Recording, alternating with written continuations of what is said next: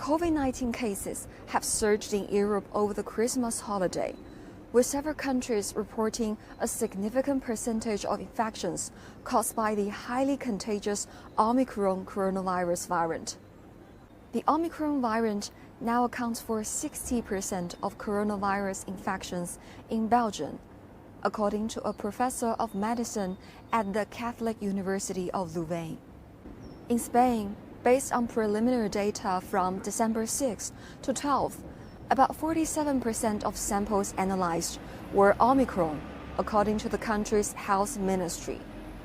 The European Centre for Disease Prevention and Control said on December 15th that based on modeling predictions and depending on the growth advantage and level of immune escape, Omicron is likely to become the dominant variant in the EU or EEA within the first 2 months of 2022. To curb the spread of COVID-19 during the New Year festivities, many European countries introduced new measures. On Monday, Greece announced stronger antivirus measures.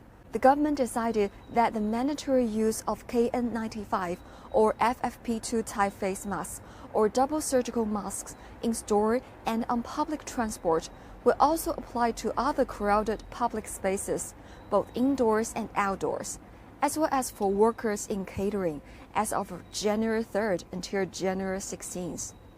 For 3 weeks after January 3rd, indoor activities in France will be limited to 2,000 people, with outdoor events to 5,000 people, and standing concerts will be prohibited. In Germany, the federal and state governments agreed before Christmas to limit private gatherings from December 28th, allowing a maximum of 10 people to take part, even if they are all vaccinated or recovered. Germany's health minister called on people to accelerate vaccination, with the goal of enabling us to significantly reduce the number of hospital admissions due to the Omicron variant.